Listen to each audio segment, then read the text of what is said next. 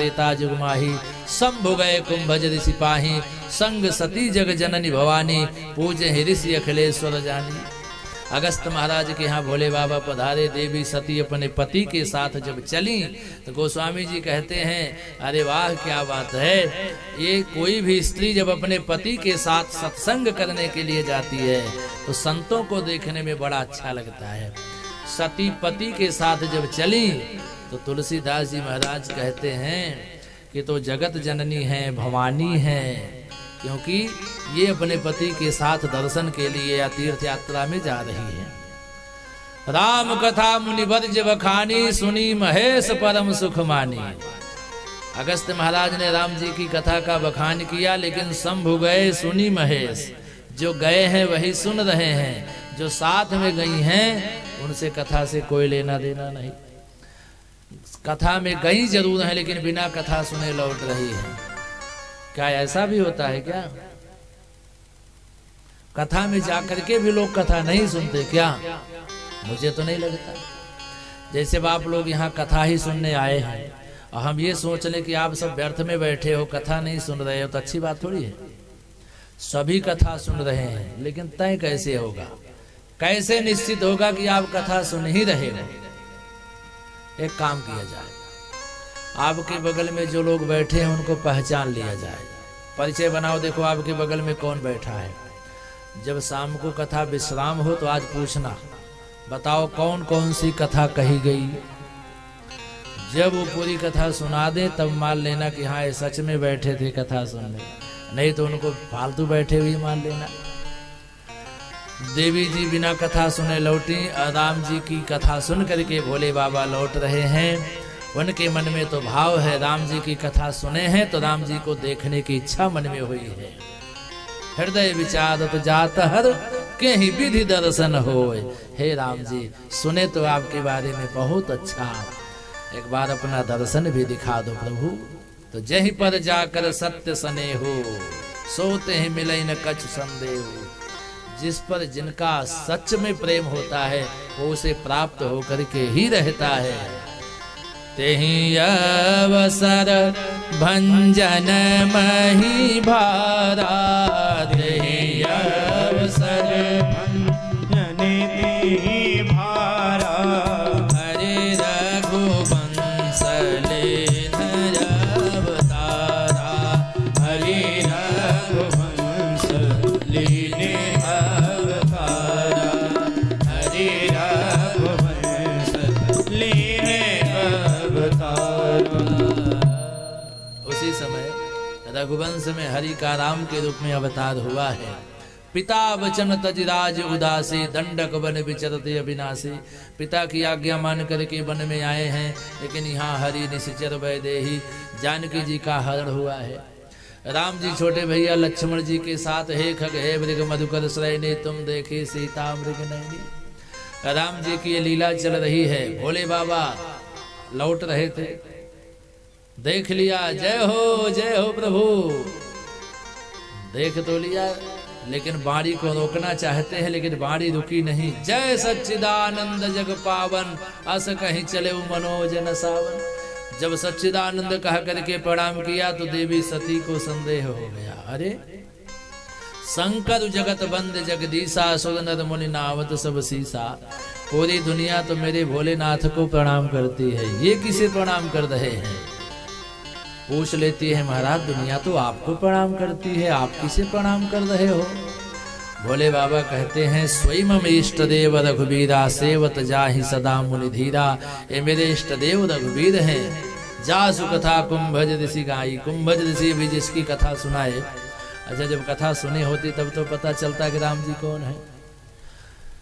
अच्छा, तो आपके वही इष्ट देव रघुबीर हैं?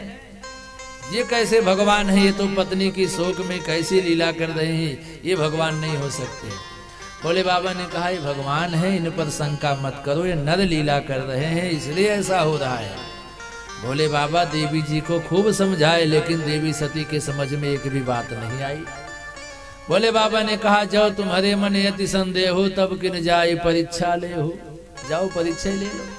हाँ महाराज, मैं इनकी परीक्षा लूंगी। देवी सती भोले बाबा से मानो आज्ञा लेकर के परीक्षा लेने के लिए जाती है। बोले बाबा ने 2-3 बार बोला, देवी जब लगे तुम यही हो मम पाही, तब लग बैठ यहाँ बट छाही। जब तक लौट करके नहीं आओगी मैं इस बट वृक्ष की छाया में बैठा हूं। 2-3 बार भोले बाबा ने बुला करके रोका है। क्यों? इसलिए कि अब भी न जाएंगे। और देवी सती जब चली, यहाँ शंभु मन अनुमाना, दक्ष सुता कर नहीं कल्याणा। अब गई है तो इनका कल्याण होने वाला नहीं है। देवी सती सोच रही हैं कैसे इनकी परीक्षा लूं, करूं विचार, करहीं विचार करूं का भाई। बार बार मन में यही विचार आ रहा है। बाद में विचार में क्या आया? पुण्य पुण्य हृदय विचारु करी, धरि सीता कर रूप। आगे हुई चली पंथ तेहि, जहि आवत नर भूप। सियापति रामचंद्र जी की जय। सती सीता का रूप बना करके राम जी के आगे आगे चलने लगी। आश्चर्य की बात यह है शुक्ला जी, प्रायः लोग रूप किसी अच्छे व्यक्ति का बनाते जरूर है, लेकिन रूप जिसका बनाते हैं उसके जैसे चलना नहीं आता।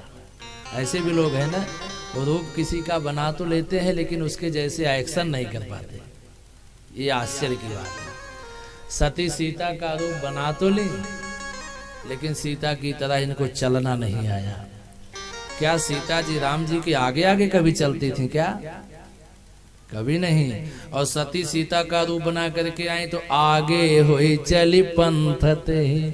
बस इसी परीक्षा में यही फेल हो गई। जिसे चलना नहीं आया और क्या सीखेगा? चलना नहीं आया, जिसको उठने बैठने का तरीका नहीं समझ में आया, वो क्या है और आगे कुछ कर पाएगा?